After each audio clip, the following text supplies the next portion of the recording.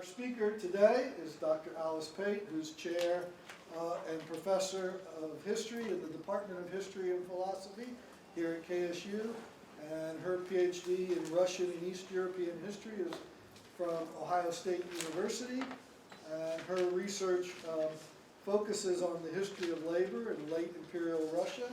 And she's widely published. She has recently, she's co-editor of New Labor History, Worker Identity and Experience in Russia, 1840 to 1918, and the author of Workers and Unity, a study of social democracy, the St. Petersburg metal workers and the labor movement in late imperial Russia, 1906 to 1914. She's also general editor of the Alan K. Wildman series on the Revolutionary Era, and past president of the Georgia Association of Historians and the Southeastern World History Association.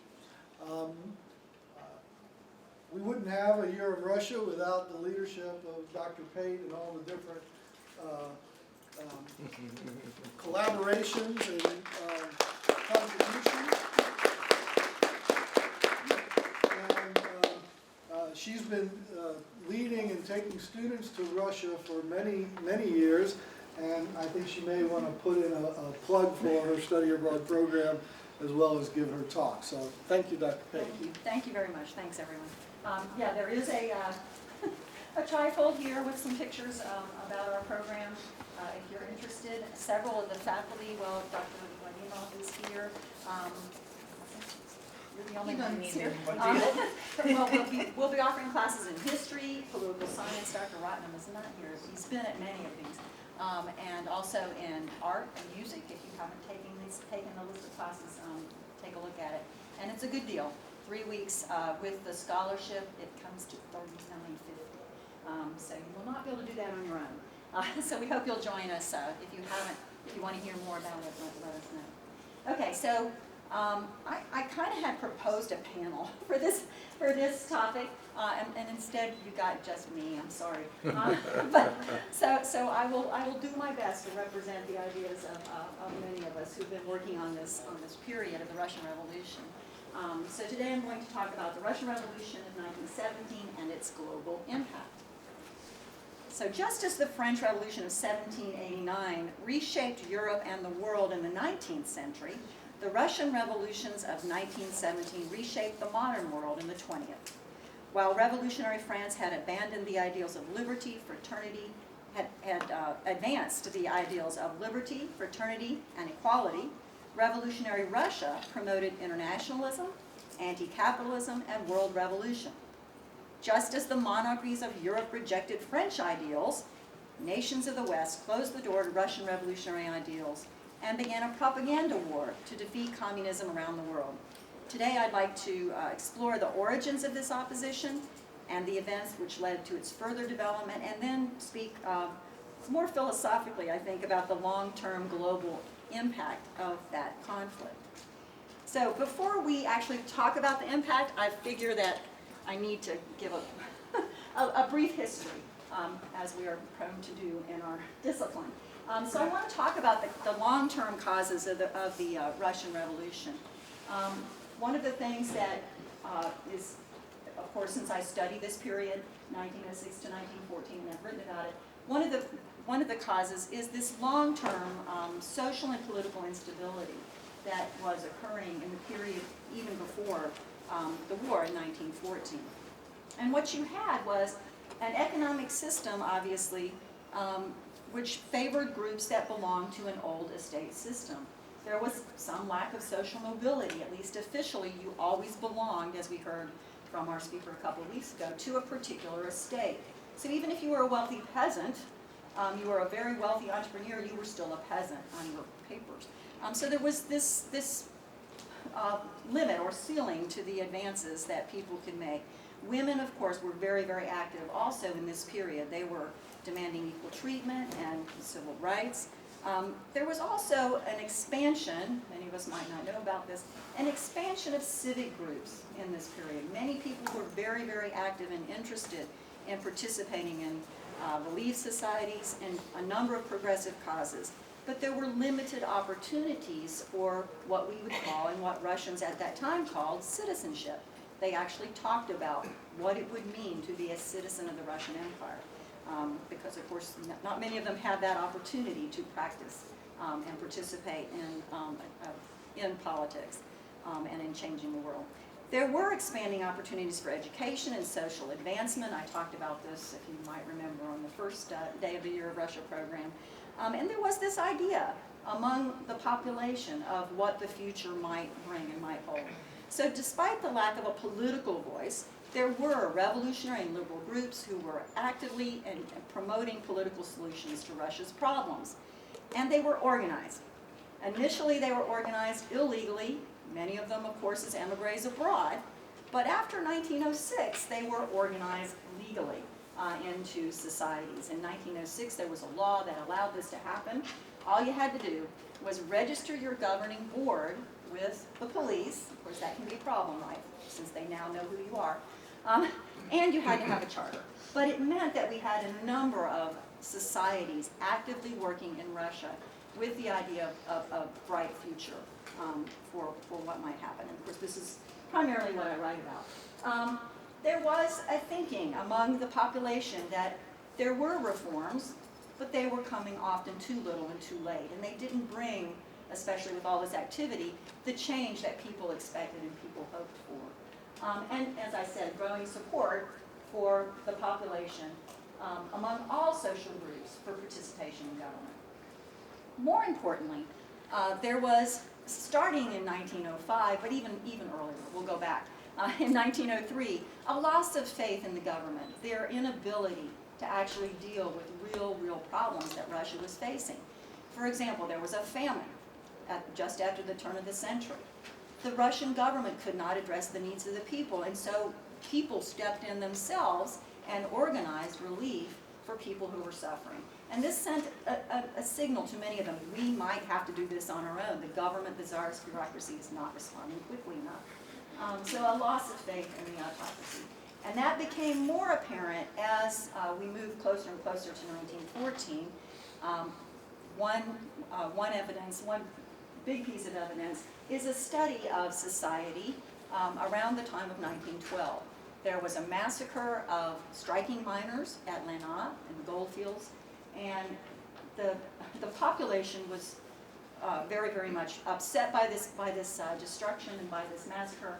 And they actually came, if you read all of the press, and Michael Melanson at Auburn has done this, whether it's on the right side of the political spectrum or the left, the czarist autocracy was condemned for this failure to meet the needs of the people in 1912. And this became a symbol of that split between the czarist autocracy and the population. And we've heard in other lectures how that was so important for holding together the empire, the belief that the czar is very far away, but he knows. If he only knew what we were facing, he would make a change. He hadn't done it by 1912. So the strike movement grew in 1912 as a result of very long-term revolutionary activity. It began to pick up in 1912, not unlike the patterns we saw in 1905. There was another revolution that we're not talking about today in 1905 that led to reforms. And so that strike movement, again, historians have looked at it and said a revolution was coming again. 1912 to 1914, we began to see a growing strike movement that would have brought down the czarist autocracy, except for the war. So, kind of a change to the historiography. This is the scene. It's kind of dark. The scene, of course, of all of the portraits of the czar and the czarist family that were torn down during the revolutionary episodes in the palaces. And so this first revolution occurs in February. It's February in Russia, because they still use the Gregorian calendar. But it was March everywhere else, and in fact, it started on International Women's Day. So what happened? Women silk workers went to the factories, and they went first to get bread. There was no bread. Then they went to the factories, and they told everyone, you know, we're going to go on strike. We've had enough of this. They actually also went to the garrisons, to the military, and said, we plan to go on strike tomorrow. and please don't fire on us. And so this was not actually as spontaneous, and that was spontaneous to that in that regard, but it was something that was clearly coming. So on International Women's Day, we had the beginning of a massive strike that became a general strike and brought down the Tsarist government. This planned protest, unfortunately, if you travel to St. Petersburg, you might know, but you probably won't know. You won't learn this, and I'll talk about that in a second. There was, of course, a massacre of some of the strikers on the first day of the revolution. On the second day, the army did come over to the side of the striking workers. Those who were killed are buried in the Field of Mars, which is pretty close to the Hermitage. If you go on your own to a tour of St. Petersburg, they're not going to take you there.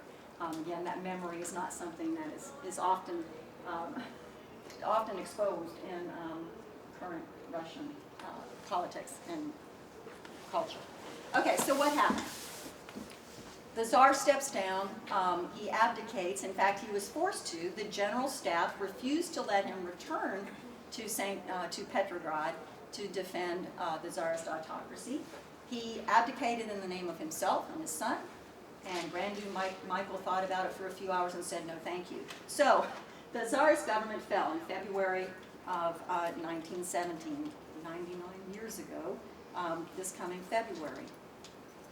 The reaction, of course, of the Allies, because Russia was involved in World War I, was very much appreciative of this event. The Tsarist autocracy was not favored by the Allies, and in fact, the fall of the Tsar actually allowed Woodrow Wilson, when it was decided that the United States would enter the war, to say, we are fighting to make the world safe for democracy. Because, of course, all of the Allies were fighting against monarchies after February of 1917. So dislike of the Tsar was almost universal. The United States and the United Kingdom sent delegations and tried to encourage Russia, tried to support the war effort in Russia, and tried to encourage Russia to stay in the war. I wrote a master's thesis, actually, on pacifism in World War I in the United States. And one of the things we did was we actually, in the United States, sent pro-war socialists to Russia to have them speak in Russia to encourage them to stay in the war. So kind of an interesting take on what we were doing. So what happened? The Tsarist government fell. There was a Duma. Some of you may remember this was mentioned in some of our previous lectures. The Duma was created in 1905. It was in its fourth iteration by this time. And it did include some socialists, but it was primarily a right-wing group.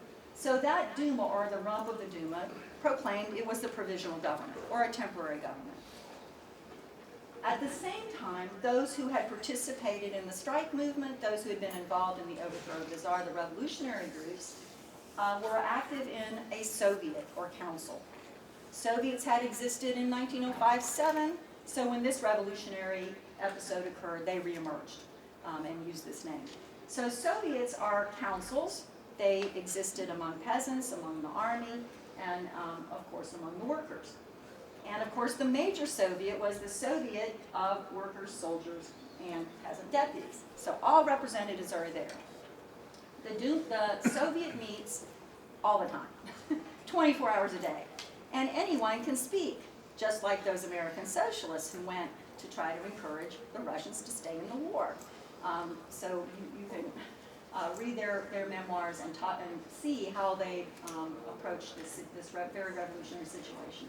The Provisional Government, of course, is the one that's going to be recognized by the Allies.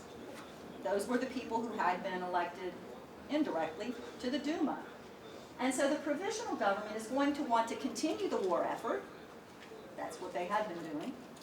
Whereas the people in the Soviet are not going to be so interested in continuing the war effort. So what we have is an agreement.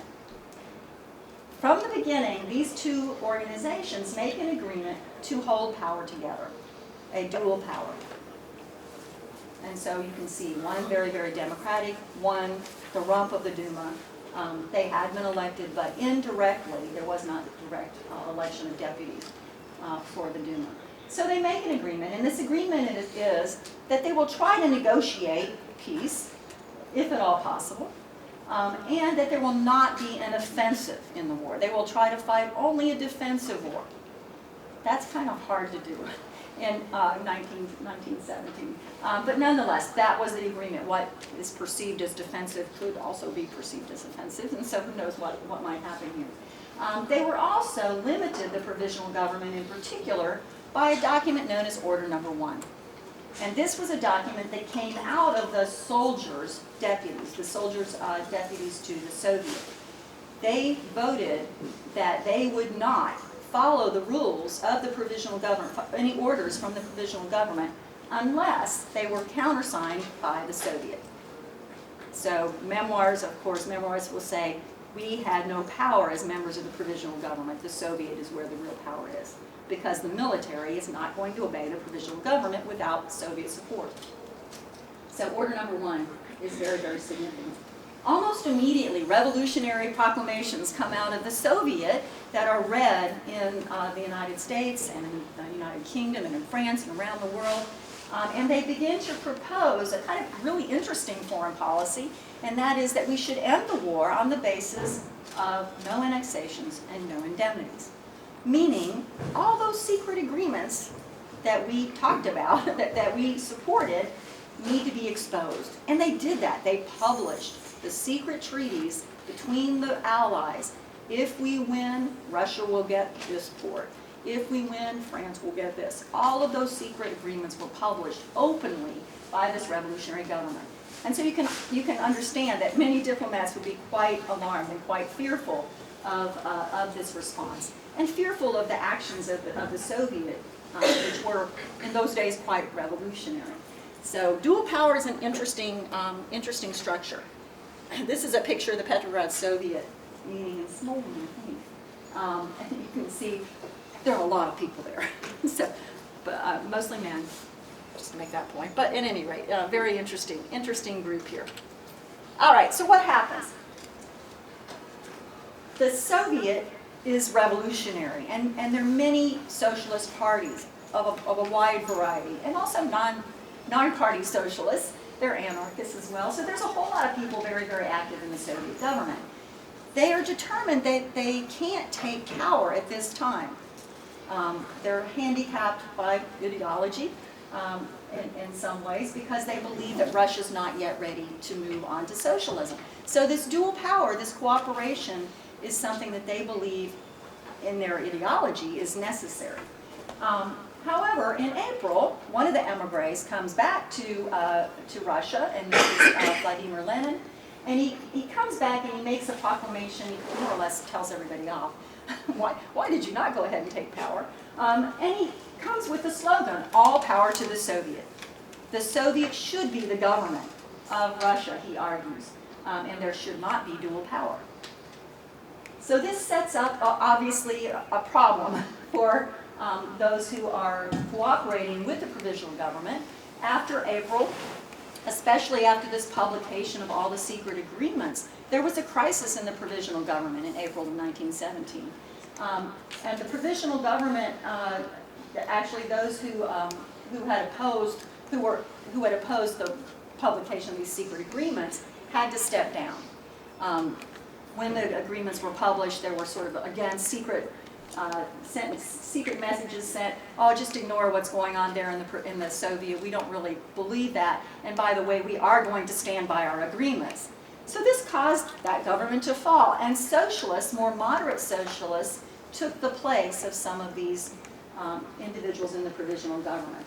And so those political parties that entered the Provisional Government, socialist parties who are more moderate, are placing themselves in a position where obviously they can be challenged.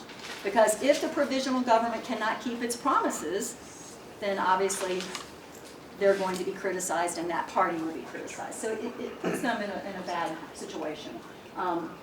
By this time also, there's a growing demand for land reform.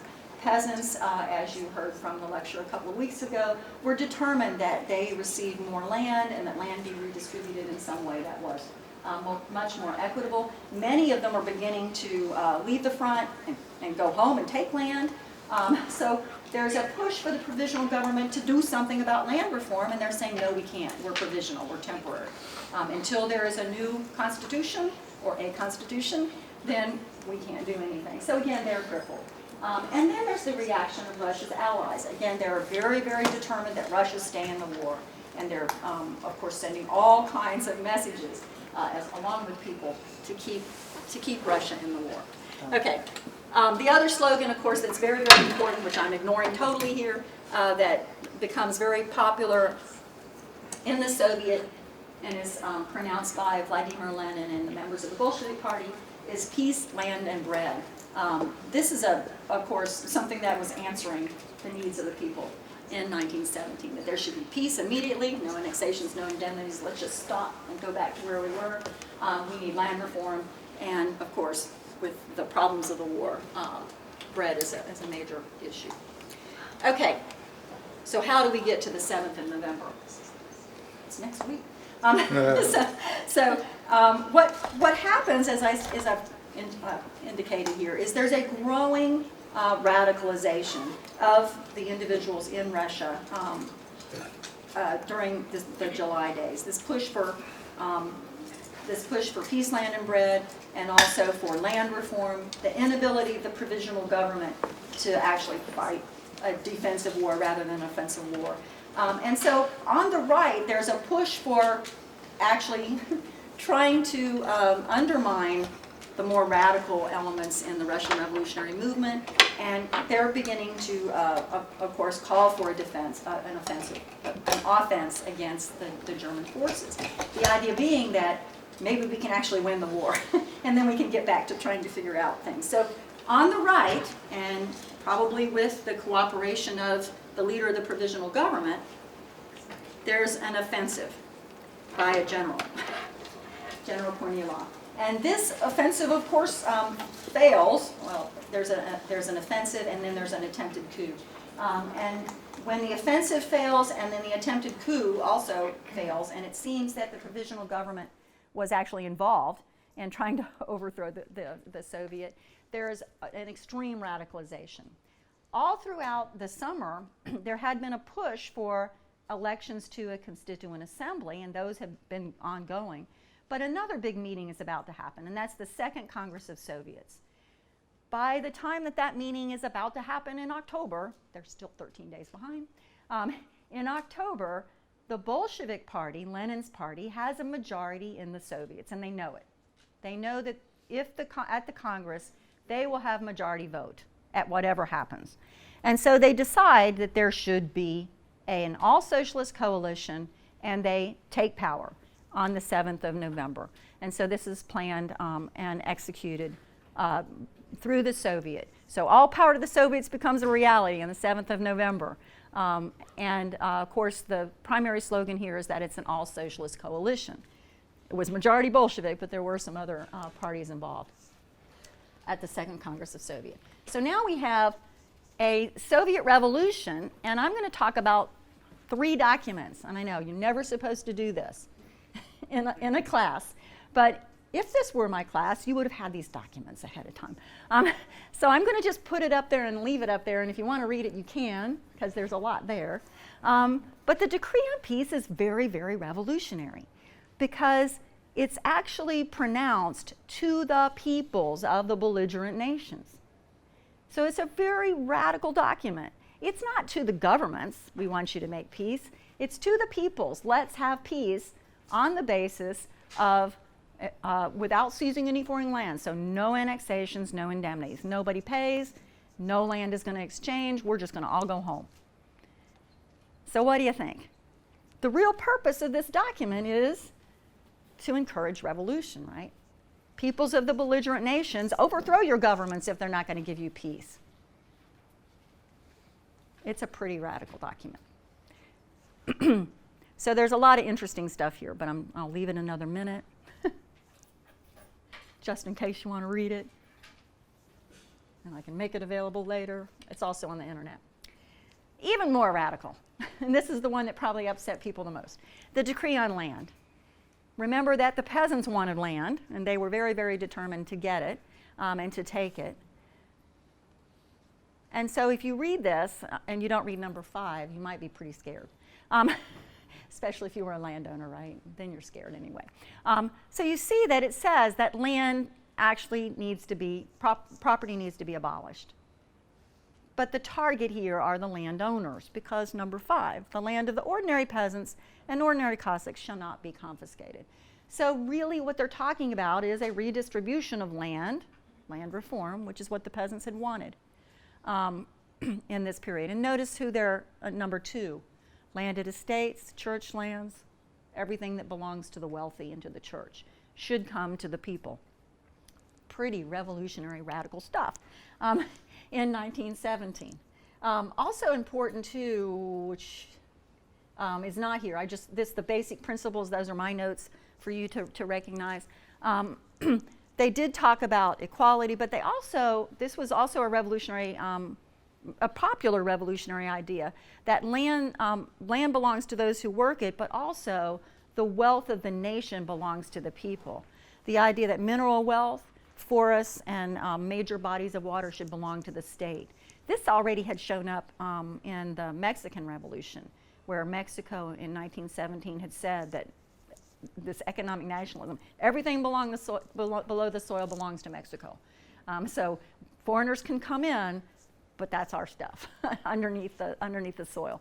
It didn't really become a reality. But it's a revolutionary idea that was very, very popular in 1917. And then this document also is important. Declaration of the Rights of Peoples, which says that people should have equal rights regardless of their nationality. Remember that Russia is, we've seen some other talks about Russia's very, very diverse population. But it's written in a very, very radical and revolutionary way. So I'll leave it up there for just a second. So these documents, these 3 documents appear immediately from this new revolutionary government. And you can imagine the reaction, just like in Europe during the period of the French Revolution. Yeah, some people were taking pictures of them. They study them later. So that there would be a reaction against these very radical documents. So there's another power emerging and entering this conflict, and that is the United States. So in April of 1917, as you know, the United States entered World War I. And by January, there's a discussion. Well, I left this one here too. This is still Declaration of Rights of Man and Citizen. I'm sorry, Declaration of Rights of the People. Wrong revolutionary document. But there is a discussion about what should happen at the end of the war. And Woodrow Wilson, of course, has a plan. And so posited against those 3 documents, I want you to think about Woodrow Wilson's 14 points. Because both of these all 3 of these documents, but especially the Decree on Peace and 14 points, present a sort of worldview that I think is interesting to think about in comparison, to compare and discuss. Woodrow Wilson's document here is pretty revolutionary too, the first part of it. So open covenants, we all know this stuff. The day of conquest and aggrandizement is gone by. It sounds pretty revolutionary. And then, of course, there are 14 of them, but these are the key ones. The open covenants of peace, promising an adjustment of colonial claims. This, of course, would appeal to many peoples around the globe. So when we think about the Russian document and then this document, we can see lots and lots of comparisons. And then notice number 6, the evacuation of all Russian territory and a settlement of all questions affecting Russia, and he refers to this as an acid test. How we will treat Russia in 1918 and what that might mean for the future. And of course, if you read the whole document, again, you've got my notes there at the bottom, he promises independence in the Balkans, but not really independence or autonomy for every single national ethnic group, and also for Eastern European countries, and then Turkey and Poland. But he doesn't promise that the Baltic states will be independents or the nationalities of the former Austria-Hungary. So there are limits. And he goes on to encourage, in a different way, the overthrow of the German government. So we have these two kinds of ideas, two worldviews emerging as a result of the revolution. So Woodrow Wilson is promoting a kind of internationalism, I think, here. I think we can say that. That there should be an end to secret diplomacy, open covenants, right, openly arrived at. And he also at least seems to be promising self-determination, although I've indicated there are limits to the idea of self-determination, that each nation and each people should have the right to determine their own form of government. And then he promises a reconsideration of colonial claims. Lenin's documents, and they were written by Lenin and Trotsky, but the Russian revolutionary documents have the same sorts of ideas. Internationalism, in this case through world revolution. They reject secret agreements. After all, they published them. So they want you to know what was out there and they want to reject them. And then self-determination also for the population within Russia. They are saying that that should exist. And then anti-imperialism, I think a bit stronger than just a readjustment of colonial claims. And so, what does this mean? What is the impact of this revolution and what might happen? Well, as we know, I think we failed the acid test. As soon as the Soviets, of course, take power already in 1918, troops are moved into Russia to try to overthrow the Soviet government. So the Allied intervention was, of course, something that was devastating to early relations between the Soviet Union and the United States. French forces, even Japanese forces, French, Japanese, American, and British forces were invaded and intervened in the Russian Civil War on various sides. The Civil War, of course, went on from 1919 to 1921. Another problem that emerged almost immediately is that this new government, which came to power, remember we very, very quickly recognized, the United States recognized the government in February, but we don't recognize, the United States doesn't recognize the Soviet Union until 1933. And what that means is you have no diplomats. You have no one in Russia who can observe or who can report back what's happening. So it divides. It means that there cannot be communication and cooperation or collaboration or discussion or even understanding.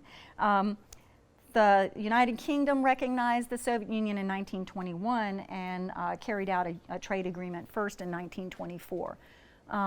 So that was something that, of course, also damaged relationships between the former Allies and the new Soviet Union. Initially also, remember that Russia promoted world revolution, and they were hopeful that a world revolution would occur because of their ideology. Marxist ideology is an international ideology. In order for a socialist government to exist, according to Marxist ideology, there has to be world revolution. It's supposed to happen in advanced capitalist nations. And Russia was not an advanced capitalist nation at this particular time. So they had always wrestled with this question: what would happen if actually a revolution occurred in Russia before it occurred anywhere else? And they had corresponded with Engels back in the 1890s to try to discuss this possibility and what might happen. And they were told, if a revolution occurs first in a less advanced country, then the more advanced countries will have to experience the same socialist revolution in order for the revolution to be successful. So initially, the Russians put a whole lot of hope into encouraging world revolution, and they had some places where it might have occurred at that particular time. As you know, there was a Soviet formed in Hungary, also even in Iran. So there were revolutionary movements that were successful in Europe, and they continued to hope for this world revolution. Of course, that means that the former allies are not going to be very, very much supportive of that particular foreign policy worldview. So again, it sets up a dichotomy. And that was made worse, of course, by the formation of the Communist International in 1919. The communists, there had been an International Working Men's Association, 2 of them, before this. But this one comes from Russia and is, of course, dominated by the communists in Moscow. All the communist parties around the world were to belong to the Communist International.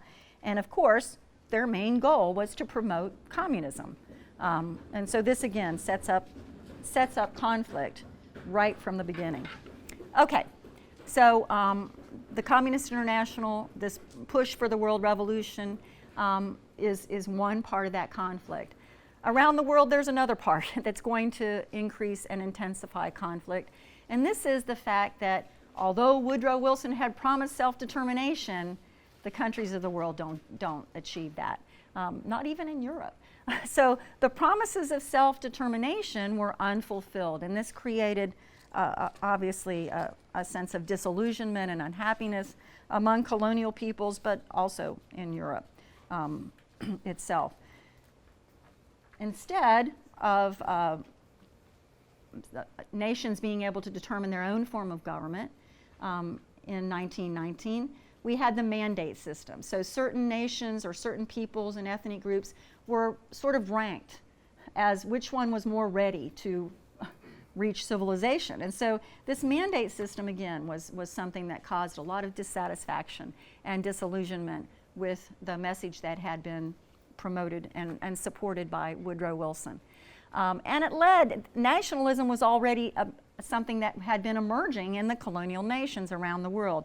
In Asia and Africa, nationalist parties were forming, and many of these colonial peoples then joined independence movements and began to make the same sort of demands we saw in the Decree on Peace and the Decree on the Rights of People and the Decree on Land. That is, demanding control of their own resources or industries that had been run for profit by foreign powers. So they became, they of course were very, very interested in the anti-imperialist message coming out of the Soviet Union. And also they demanded land reform. So nationalism was very, very significant. And then this, what I just talked about, economic nationalism.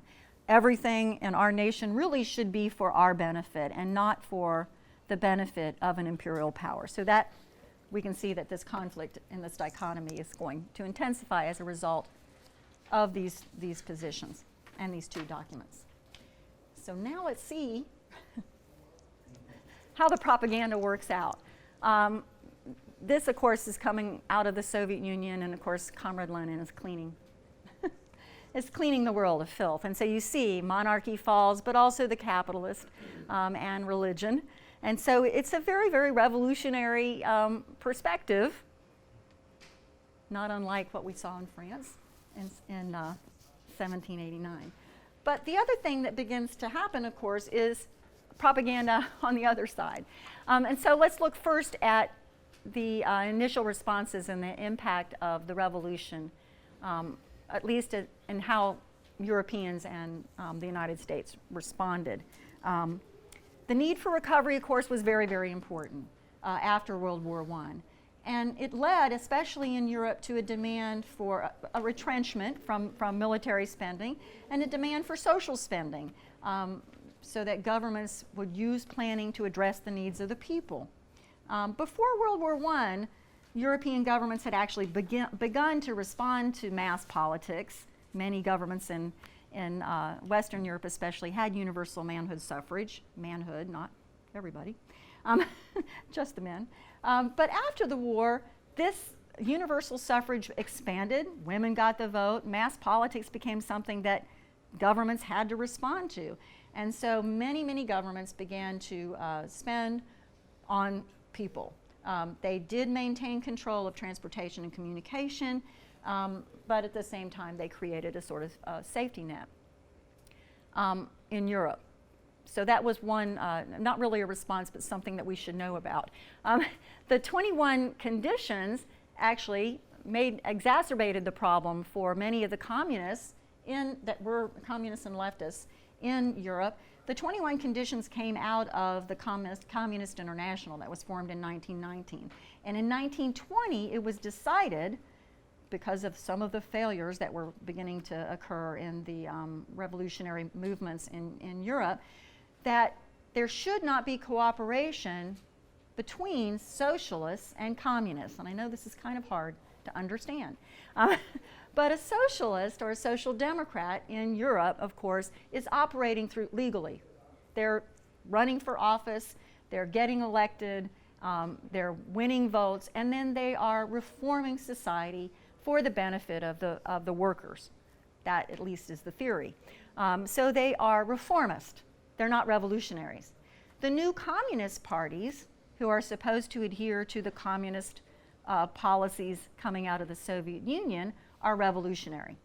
Granted, they're running for office, they're getting elected, and they're also trying to legislate. But at the same time, what we see is a proclamation coming out of Moscow that socialists and communists should not work together. So this is a problem, because of course it means that as anti-communist rhetoric expands, and as we see parties of the right begin to grow in the 1930s, the parties of the left are not cooperating against the parties of the left, of the right. So the 21 conditions also exacerbated and caused more conflict, the idea that there should not be cooperation among the parties of the left. We also saw an expansion of anti-communist propaganda, and it started almost from the beginning. There was a lot of propaganda in the 20s and 30s, and there had been anti-socialist propaganda even going, this is from 1909, in UK. The idea, this was the Conservative Party against the Labour Party, and the Labour Party, of course, was, like our social democratic parties in the rest of Europe, promoting reform. But we see this sort of emergence of these sort of images to proclaim, images of what socialism would be, and of course, prosperity as the female being throttled by this very, very dangerous and scary creature. We also saw anti-Soviet propaganda emerging very, very quickly in Germany in the 20s. And here you see it's conquering the whole world, right? It's not just Germany that we have to fear. Yeah. And here, of course, the giant Bolshevik trampling over the cities of Germany and causing destruction. So this emergence of this anti-communist rhetoric, of course, is going to be encouraged, and not really, no one really stands against it at this particular time in the 20s and 30s, and it sets us up for what's to come. In terms of colonial nations, of course, as I said, there was a growing ideological conflict around the globe, brought on by independence movements even in the 1920s. Many of the colonial nations had actually sent troops, had fought with the British and with the French, had participated in the war effort, and they did this because many of the elites were actually trained and studied in France or in England. And they learned about the French Revolution, and they learned about the promises that had come from all that was Western. The idea that there would be equality, a promise of equality, a promise of self-determination. So there were expectations of these peoples after World War I that they would at least get autonomy, if not independence, many of these elite groups who participated. And instead, we had the mandate system. So there was disillusionment with that Western model, and also disillusionment with the idea that this was a higher civilization to be emulated. Because after all, what had happened during World War I? It was devastating. We had the use of all kinds of terrible, terrible weapons that, of course, didn't seem so civilized at all to the people who had emulated and followed and thought that they would like to be like the Europeans. And so when they go home, they look back at their own country and what they actually have that might represent for them a better future. So there's a rejection of the West and a rejection of capitalism at the same time. And of course, who was waiting in the wings to promote that? We've seen the Decree on Land and the Decree on Nationalities. And so the world revolution that the communists are promoting is very much going to be welcomed by the colonial nations in the 1920s. And so we know, for example, in Vietnam, there had been an independence movement in 1916. You may know that it looked like they might succeed. There was a very young Ho Chi Minh, he didn't even have that name yet, who was participating in this independence movement and even went to Versailles, hoping to see that adjustment of colonial claims. That's not what happened. And so in the 1920s, in Vietnam, we had the formation of the Communist Party. And of course, he spent some time in Moscow. In India, Muslims and Hindi groups, nationalist groups, were gaining power. And after World War II, called for full independence. But in this period between the wars, they would have been happy with autonomy. But of course, they weren't able to achieve their goals. We also know about Turkey.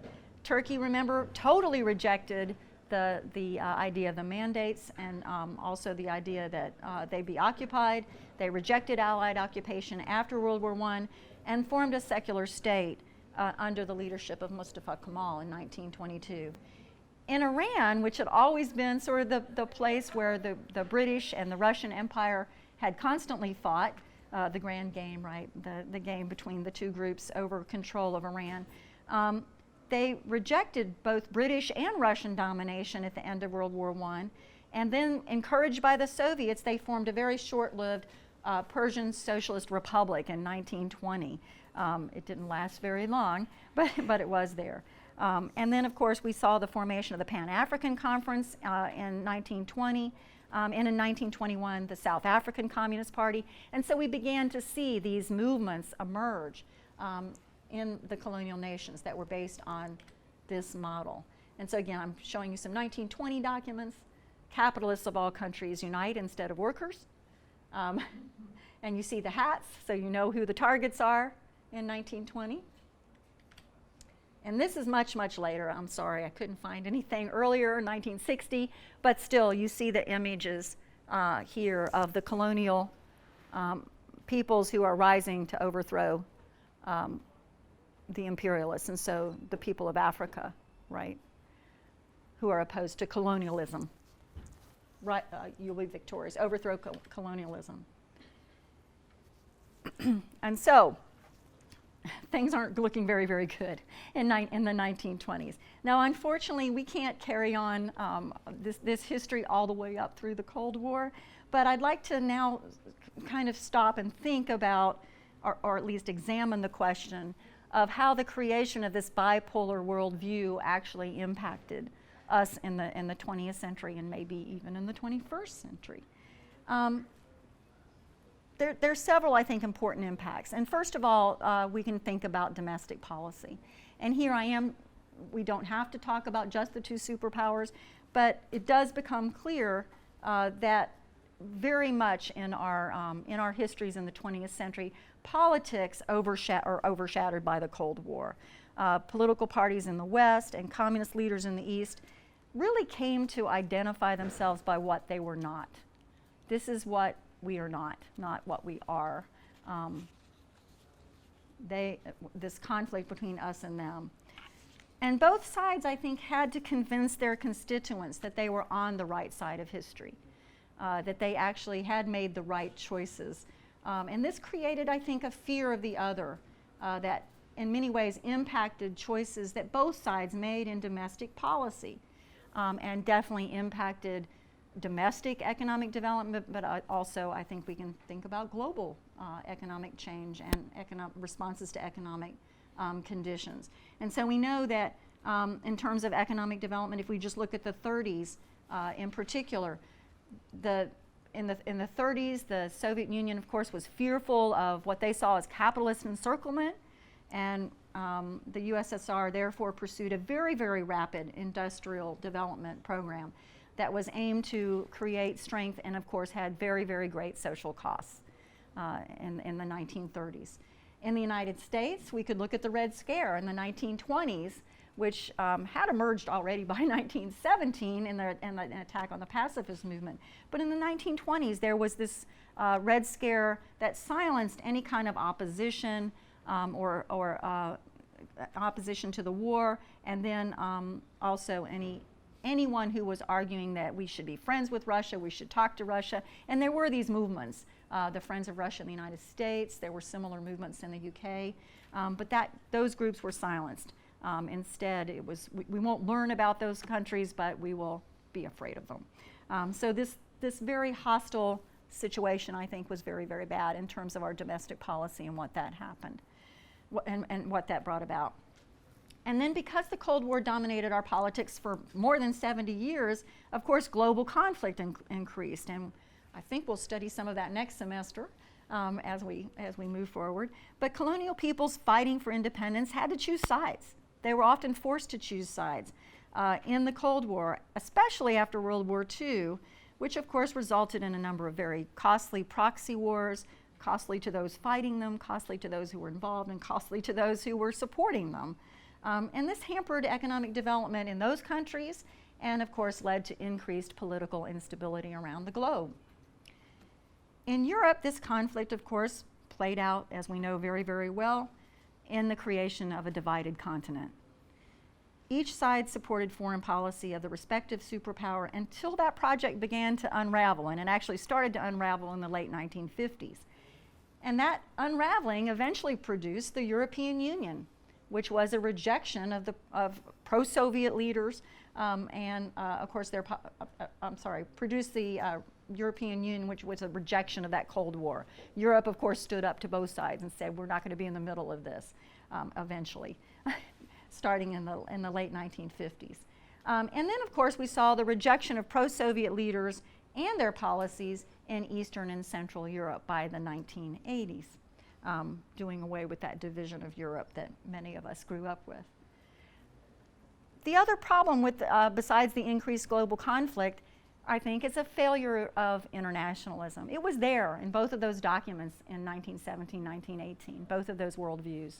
The idea that we should work together as a globe to try to settle problems. The idea that nations of the world should set aside their differences and work on problems that are faced by all humanity. And instead, that concept was more or less dismissed in the 20s and in the 40s and 50s, as many of us know, as naive and utopian. We simply can't do it. More significant, and I think here is where I'm going to become a little bit philosophical, is this creation of bipolar thinking. The creation of an us versus them, and no nuance, no gray areas. Everything is just one side or the other. And I think that bipolar thinking has come to dominate our worldview in many ways, and has led to a lot of problems. It prevents understanding. Bipolar thinking prevents understanding, and it leads us to reject entire groups of people, ideas, and projects without properly understanding what we might have in common. It limits possibilities, not only for responding to contemporary issues in a meaningful way, but also for working together to actually solve shared problems. And so from a global perspective, I think this impact has really been the most disastrous for our modern world. Thank you.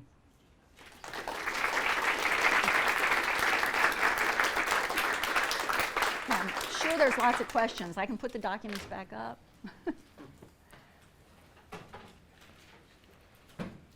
Yeah. In your view, when in the course of our human history have we not been divided by our own special interests? When have we ever come together? Well, I wouldn't call this necessarily a division on the basis of special interests. I think it's really a propaganda war. It's a creation of us versus them. But I think that we had the opportunity in 1988, 89, after that period, 1991, to come together and begin to try to work on problems. Yeah, I know national. If we're talking about world history, and certainly this is sort of what we're talking about, the 20th century was a disaster, not just because of the Cold War. It was a very disastrous century, and no one was working together on anything. But I think I think there was an opportunity that we missed in 1990. So I don't. Back in 1920s, the Soviet Union was pretty international. I mean, Well, she's There saying was that a lot of- 1920s there was more cooperation in the Soviet Union. 1920 in the Soviet Union was a fabulous time, and there were plenty of cooperation that they offered genuinely. I mean, they accommodated, I wrote about the pilots, the Russian pilots who, for example, flew the missions from Moscow to Tehran, carrying the American journalists free of charge, completely. Okay, paid for everything, for the you know, the oil and the fuel and whatnot, and they were hoping. There was a lot of organizations and international organizations of the goodwill. They were inviting, during the Spanish War, the Soviet Union took all of the orphans from the conflict that was, by the way, supported, on the side of Franco. You might be able. Examples where, in fact, people were cooperating. People and But organizations. another moment. I mean, I'm speaking of my lifetime, that moment. But another moment that might have occurred is in the 20s after Locarno. There was that idea then that Germany had renounced war, they'd accepted their borders, everybody was getting along. But What year did Stalin take over? the revolution the Stalin revolution, we date at 1927, and he was there until 1953. I think you'll get some of that next semester. Yes. I have a question, and I'm sorry if you already covered it, but I understand why the European, especially the imperial countries, would be troubled by the revolution and how it affects their colonies. Mm-hmm. Why was the United States particularly bothered? Because it seems like they were kind of isolationist until World War I, and so what? I don't buy this. Oh, they're not capitalists. Like I feel like there has to be some other interest that would motivate them to Yeah, more it's- strongly advocate. Oil. It's a big project. Well, not yet because it's World War I, but it's coming. But it's really interesting to study this period when the United States had not yet entered the war, the pacifist movement and our repression of them, of the government's repression of the pacifist movement. The pacifist movement was linked very closely to radical labor movement, and so. There was in this country an organized attack on labor, and when labor was opposed to preparedness, that was one of the things that started the preparedness movement. When they were opposed to that, then they just were pushed aside. The group that I studied is called the People's Council, and so obviously they modeled themselves after a Soviet, the People's Council for Freedom and Democracy, and they were a pacifist movement that they weren't allowed to speak. Kinds of interesting things. They supported conscientious objectors, who of course were put into jail, and those who were encouraging conscientious objectors would of course show up with the Constitution. So kind of interesting parallels here. But that repression began almost immediately, even before the war, even before the United States joined the war. First in the anti-preparedness, and then once we joined the war. And as I said, interestingly enough, the Socialist Party of the United States voted not to support the war, and so some socialists left the Socialist Party, and those were the ones that the United States sent into Russia to encourage them to stay in the war. So, yeah, the roots of Russophobia, I don't know. So. Barbara Tuchman wrote the book about the Zimmerman Letter. Mm-hmm. Was that a real thing, or was that just Zinoviev letter? the letter that Zinoviev said telegram to that Zimmerman, yeah. proposed to Mexico that if they went to war with the United States, that they would get their lands back that belonged to the United States? Yeah.